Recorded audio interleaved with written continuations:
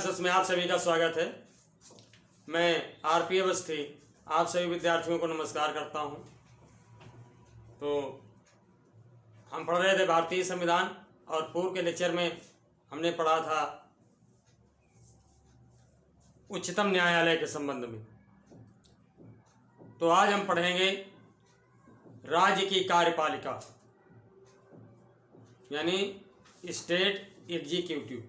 तो आइए आज पढ़ते हैं राज्य की कार्यपालिका। हमारा विषय है भारतीय संविधान।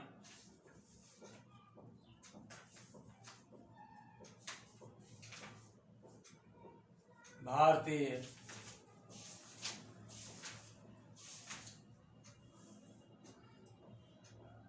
संविधान यानी इंडियन कॉन्स्टिट्यूशन।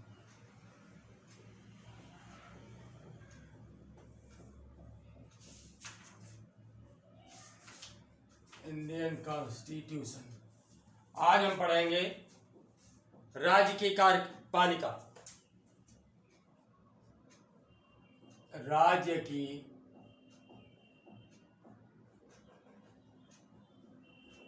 कार्यपालिका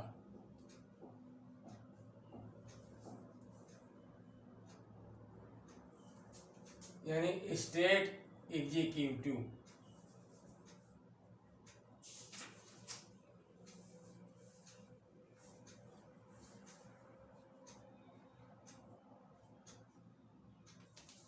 स्टेट एग्जीक्यूटिव। ठीक। अब इसमें प्रत्येक राज्य में जो कार्यपालिका होती है उसमें राज्यपाल, मुख्यमंत्री और विभिन्न अधिकारी आते हैं। तो सबसे पहले राज्यपाल।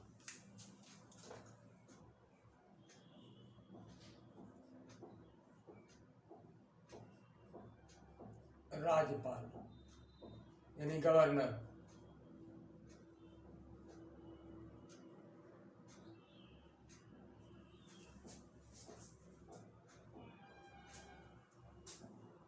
गवर्नर जिस तरह से केंद्र में संवैधानिक हितों की देखभाल राष्ट्रपति के द्वारा की जाती है, उसी प्रकार स्टेट में यानी राज्य में संवैधानिक हितों की देखभाल राज्यपाल के द्वारा की जाती है।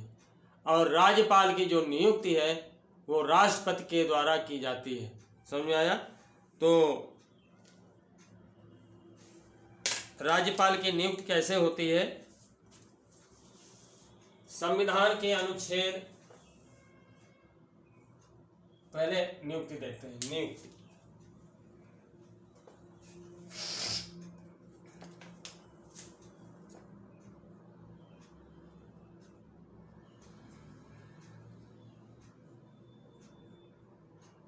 अपॉइंटमेंट कैसे होता है? तो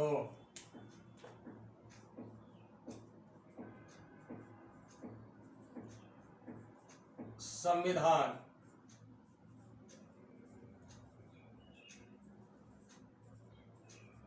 के अनुच्छेद 155 155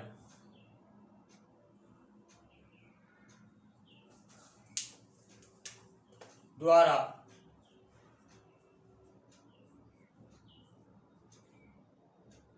राज्यपाल की नियुक्ति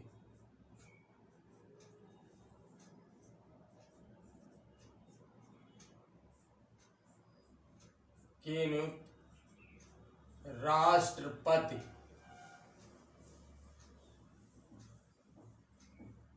द्वारा की जाती है।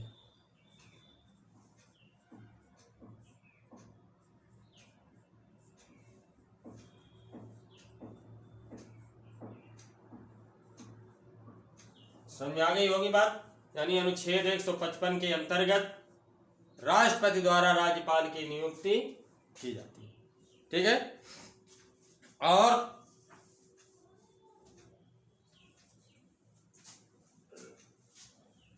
संविधान द्वारा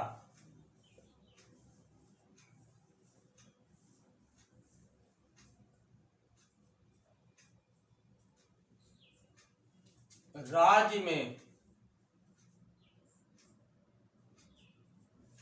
निर्मित संवैधानिक व्यवस्था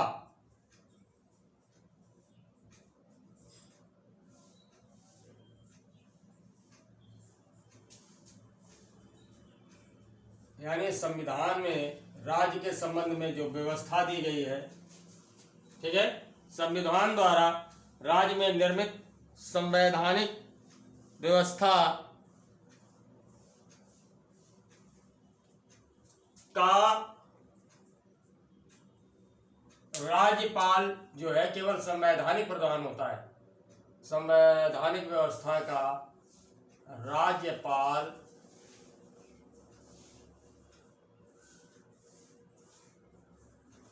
केवल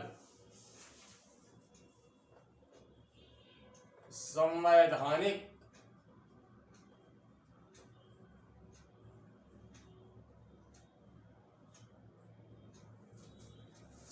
प्रधान होता है।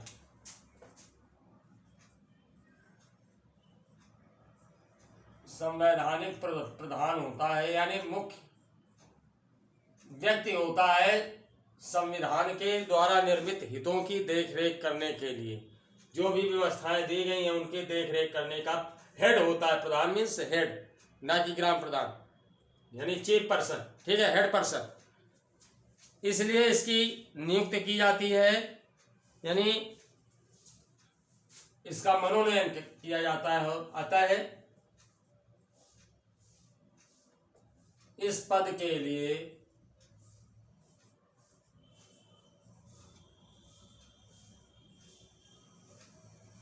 निर्वाचन के स्थान पर, इस पद के लिए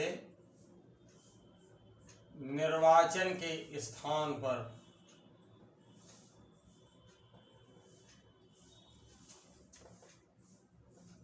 इसका यानी इलेक्शन नहीं होता। निर्वाचन मीन्स इलेक्शन, इलेक्शन नहीं होता है। इसका क्या होता है, नॉमिनेशन होता है। डायरेक्ट जो है नाम चुन लिया जाता है कि फला जो है फला स्टेट के गवर्नर होंगे, राज्यपाल होंगे। इसका मनोनयन यानी सीधे नाम चुन लिया जाता है, मनोनयन किया जाता है। बात समझ आ गई होगी।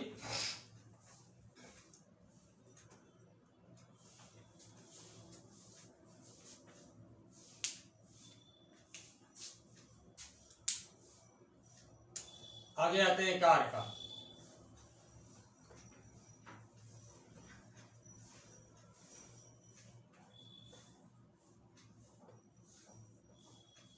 सेवा काल कितना है राज्यपाल का, तो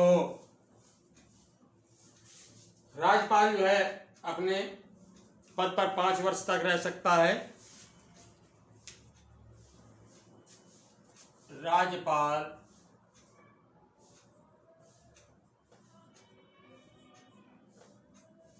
का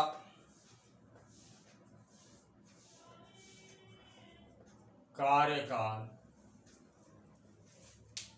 5 वर्ष का होता है।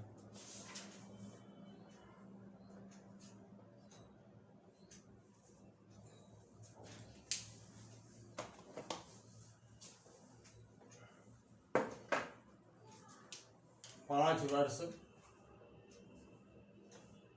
का होता है।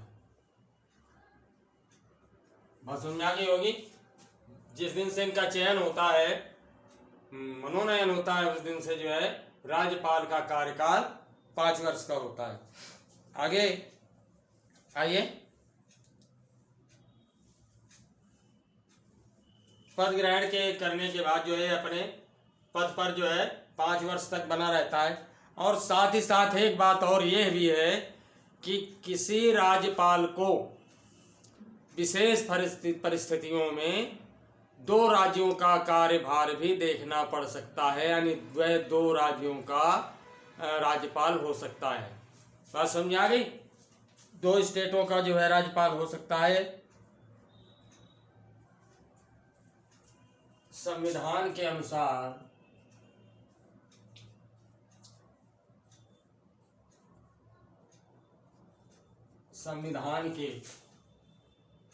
अनुसार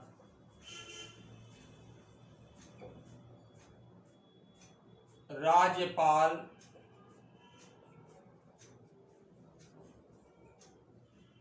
दो या दो से अधिक राज्यों का राज्यपाल हो सकता है।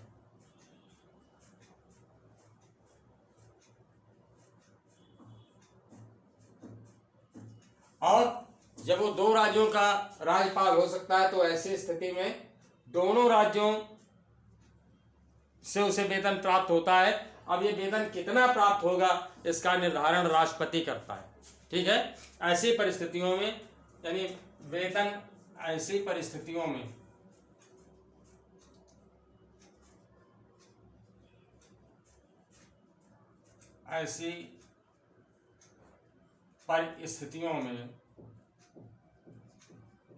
वेतन का निर्धारण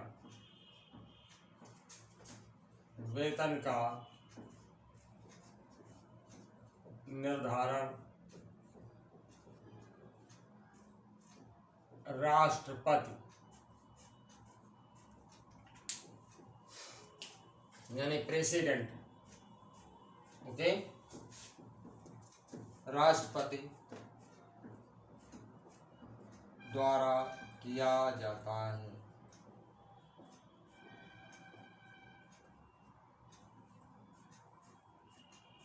राष्ट्रपति द्वारा किया जाता है। बात समझ में आ गई होगी।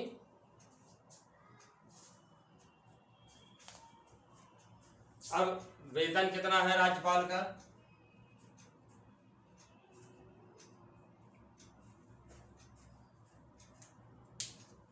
राज्यपाल को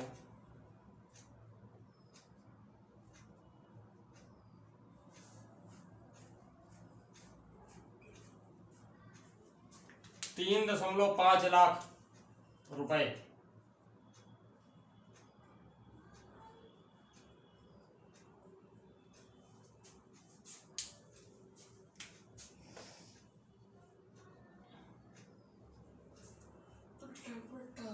प्रति माह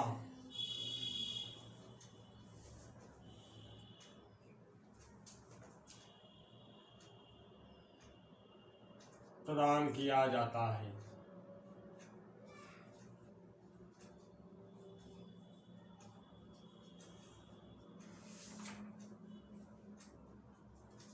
यानी 3.5 लाख रुपए यानी 3,50,000 रुपए जो है प्रति माह वेतन के रूप में गवर्नर को दिया जाता है, राज्यपाल को दिया जाता है। अब आते हैं कि जब राज्यपाल चुना जाता है तो उसकी योग्यता क्या क्या होनी चाहिए। तो पहली बात, जैसा कि आप जानते हैं कि वो भारत का नागरिक हो। ठीक है, भारतीय नागरिकता कंपलसरी है।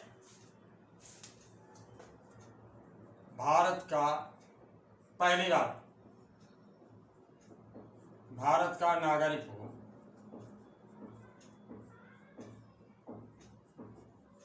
ठीक, दूसरी बात उम्र जो है 35 वर्ष से कम आयु का ना हो, यानी मिनिमम एज जो है 35 ईयर्स होनी चाहिए। 35 वर्ष से कम आयु ना हो, यानी जो मिनिमम एज है वो 35 ईयर्स होनी चाहिए। मैक्सिमम का कोई बांड नहीं है। समझ में आया? अगर जो है स्वस्थ है कोई बंदा, चलने फिरने में समर्थ है, अच्छे तरीके से उसका स्वास्थ्य ठीक ठाक है, तो अगर वो 100 साल का भी है तो राष्ट्रपति उसे जो है राज्यपाल या गवर्नर बना सकते हैं। बात समझ में आ रही होगी। तो 35 वर्ष की आयु सीमा होनी चाहिए। साथ ही साथ जो भी व्यक्ति राज्यपाल के रूप में चयनित किया जा रहा है वह यानी संसद सदस्य या विधायक या राज्यसभा सदस्य ना हो। बात समझ में आ रही है ना। यानी वो संसद सदस्य ना हो, सांसद ना हो, यानी एमपी ना हो, एमएलए ना हो या एमएलसी ना हो, यानी इस तरह के किसी भी पद पर उसका अगर मतलब यदि वो इस प्रकार के किसी पद पर है तो उसे पहले इस पद से रिजाइन करना होगा, त्याग पत्र देना होगा। ठीक है। तो देखिए क्या है, वह संसद सदस्य,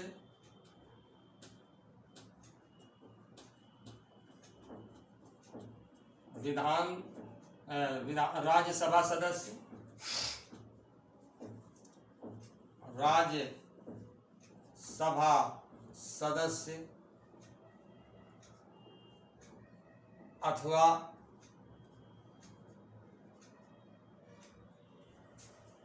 विधानसभा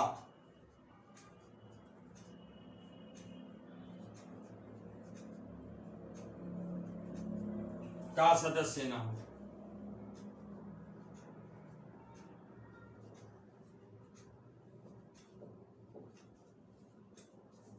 बात समझ में आ गई।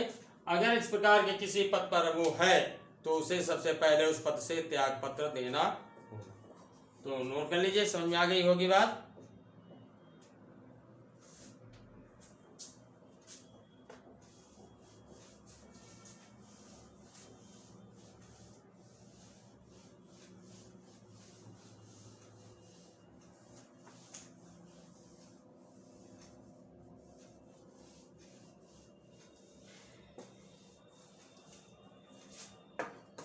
अब आते हैं शक्तियां।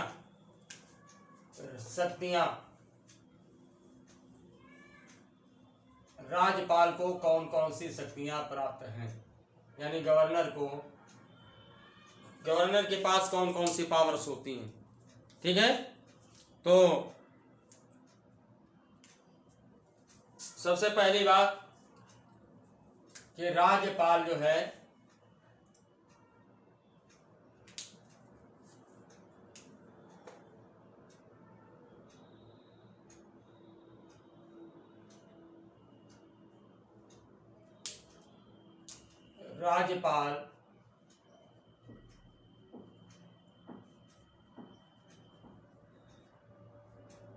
मुख्यमंत्री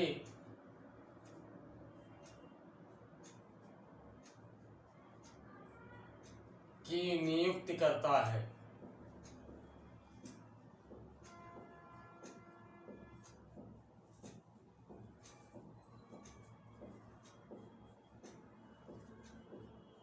ठीक है। राज्यपाल मुख्यमंत्री की नियुक्ति करता है एवं मुख्यमंत्री की सलाह पर मुख्यमंत्री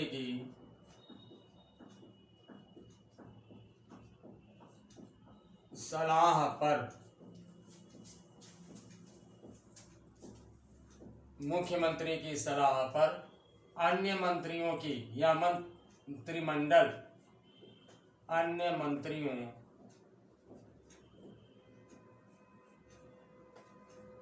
की नियुक्ति करता है। ठीक है।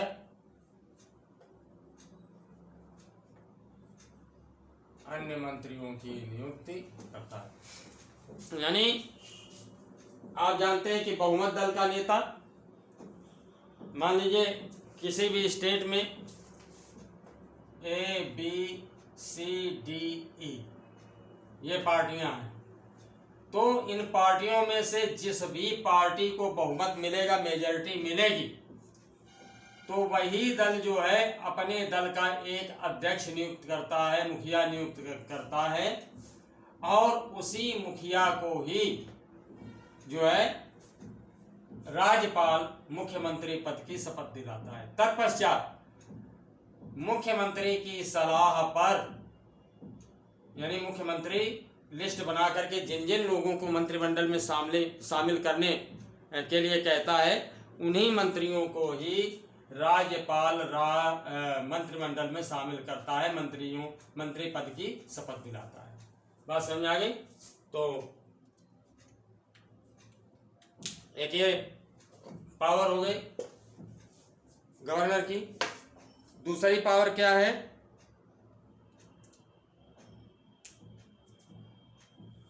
वह महाधिवक्ता,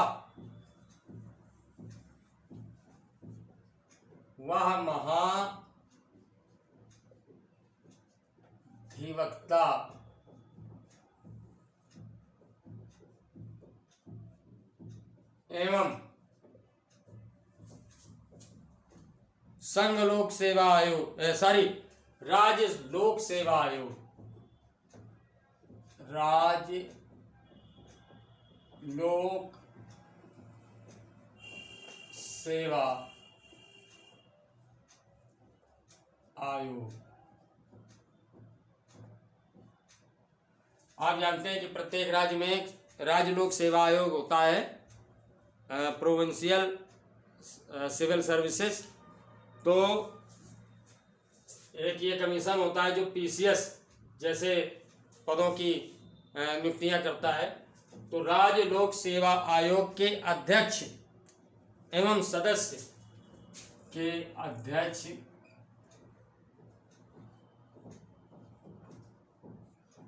एवं सदस्यों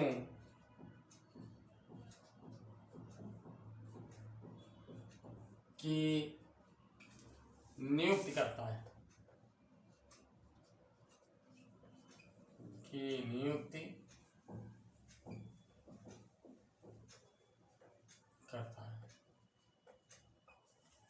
दूसरी पावर हो गई है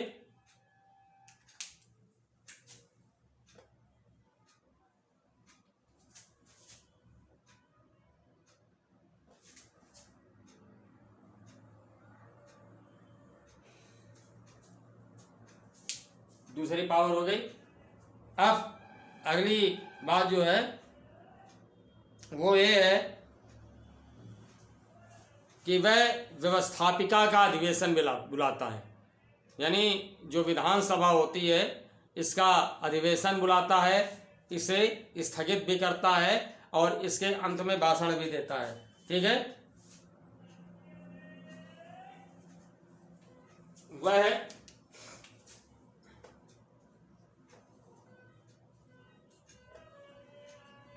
व्यवस्थापिका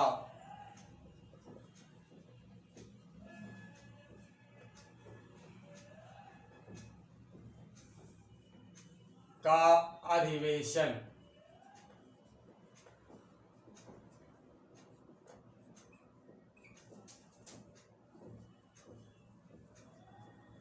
बुलाता है।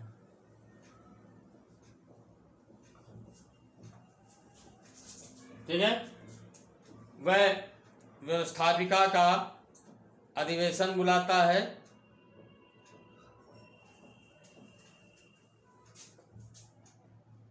स्थगित करता है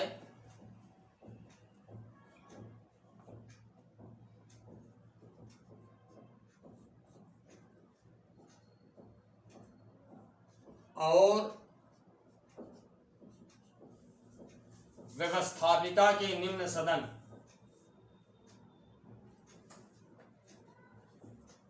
और व्यवस्थापिका के निम्न सदन विधानसभा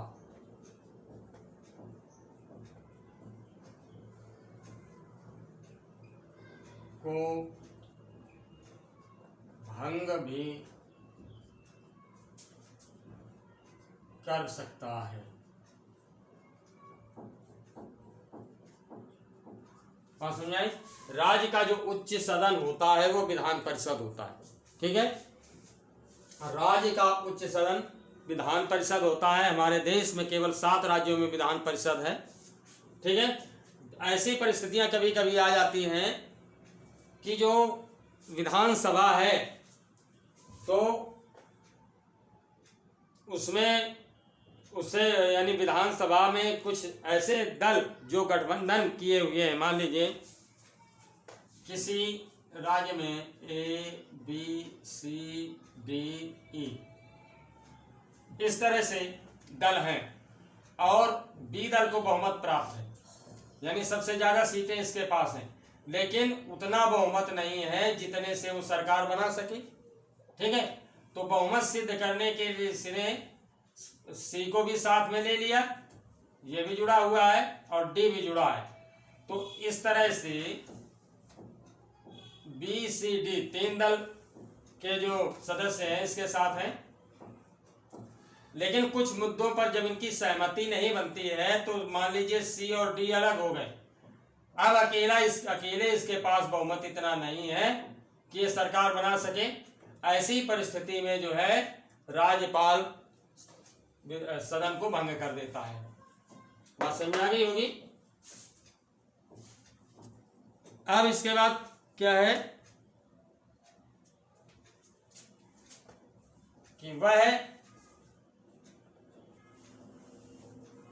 विधानमंडल की पहली बैठक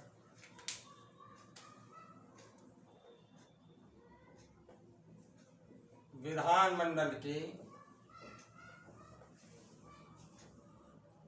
पहली बैठक को संबोधित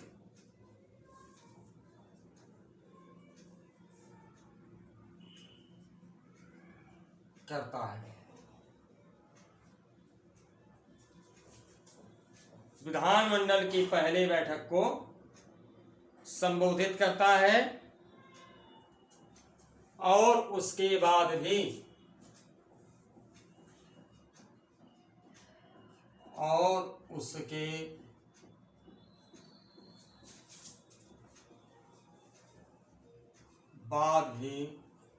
विधानमंडल को वह संदेश भेज सकता है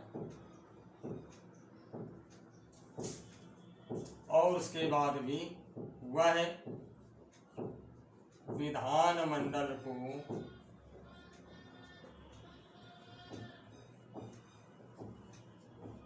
संदेश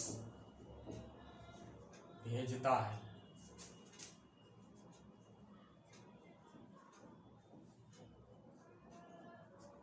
बात समझा गई होगी कि अगर उसे लगता है कि संवैधानिक तौर तरीके से काम नहीं हो रहा है तो मंत्रिमंडल को जो है लिखित रूप से अवगत कराता है, संदेश देता है, अपनी सूचना देता है। बात क्लियर हो गई। अब आगे आते हैं कि विधानमंडल यदि कोई कानून बनाता है, विधानमंडल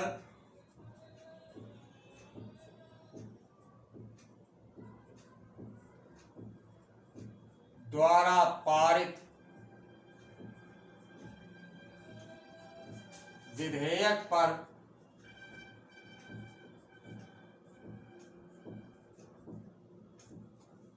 राज्यपाल की सहमति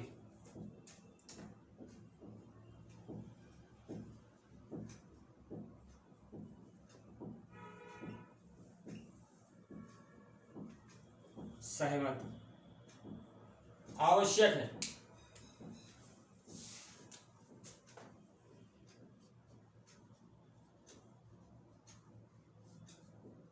यानी राज्य के लिए अगर कोई कानून बनाती है विधानमंडल तो उसमें जो है राज्यपाल की सहमति आवश्यक है। ठीक उसी प्रकार से जैसे केंद्र में राष्ट्रपति की सहमति आवश्यक है। बिना राज्यपाल के सिग्नेचर के वो विधेयक जो है पारित नहीं माना जाएगा, यानी लागू नहीं माना जाएगा। अब यानी किसी भी विधेयक को जब राज्यपाल के पास भेजा जा सकता है तो वह इस पर सहमत भी हो सकता है, नहीं भी सहमत हो सकता है, साथ ही साथ उसको संशोधन के लिए एक बार वापस भी कर सकता है। ठीक है, एक बार उसको जो है वापस भी कर सकता है। तो अब ये है कि अगर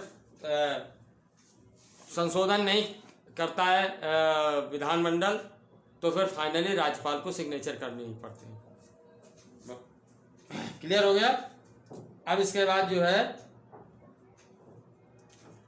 आगे इसे नोट कर लीजिए, और जो पावर्स है इसके पास, उनके बारे में देखते हैं कौन कौन सी पावर है।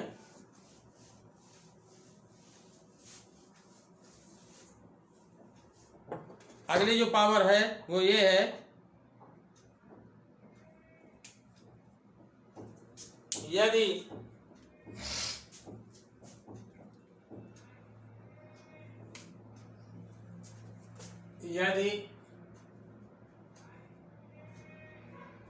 राज्य के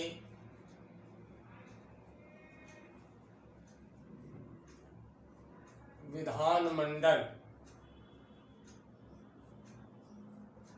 का अधिवेशन न हो रहा, यदि राज्य के विधानमंडल का अधिवेशन न हो रहा हो तो राज्यपाल अध्यादेश जारी कर सकता है। तो राज्यपाल अध्यादेश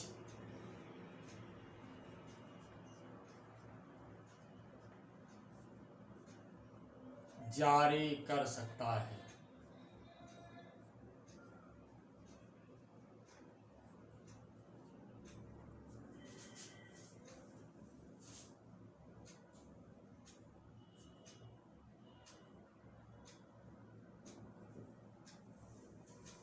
अब अगली जो पावर है, अगर राज्यपाल देखता है कि किसी भी राज्य में, यानी जिसका वो गवर्नर है उस राज्य में संवैधानिक तरीके से शासन नहीं चलाया जा रहा है, बात समझ आई, संविधान के उपबंधों के अनुसार प्रशासन नहीं चलाया जा रहा है, तो वह इस बात की सूचना राष्ट्रपति महोदय को देता है और भारतीय संविधान के अनुच्छेद 356 के अंतर्गत राष्ट्रपति शासन लागू कर दिया जाता है। यदि राज्यपाल यह पाता है कि राज्य में प्रशासन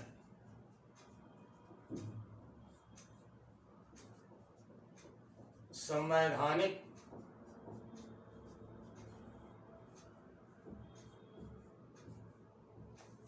तंत्र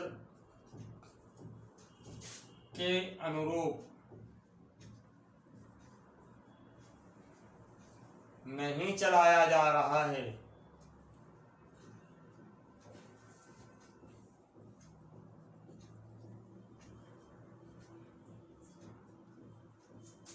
तो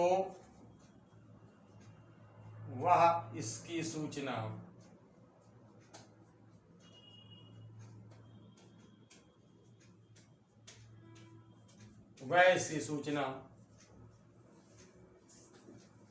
राष्ट्रपति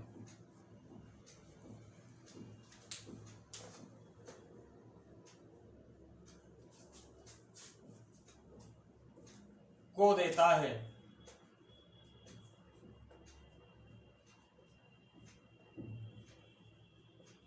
ठीक है, इसकी सूचना राष्ट्रपति देता है और उसकी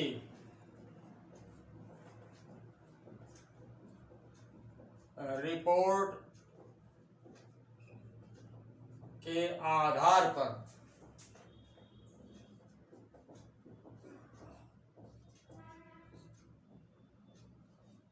उस राज्य में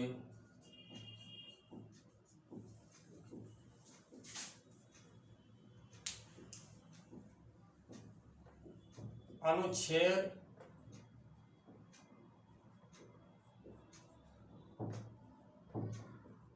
356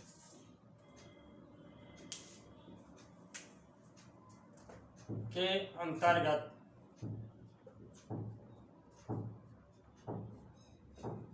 राष्ट्रपति शासन लगता है। राष्ट्रपति शासन लगता है।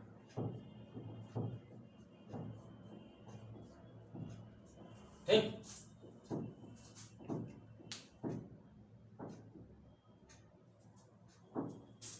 और अंतिम बात क्या है? संकट कालीन अवस्था में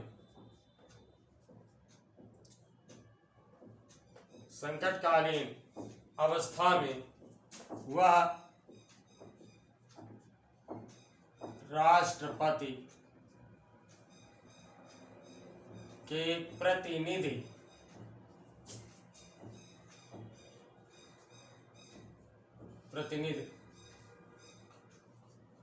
के रूप में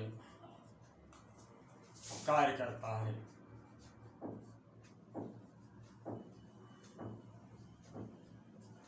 बात समझ आ गई होगी?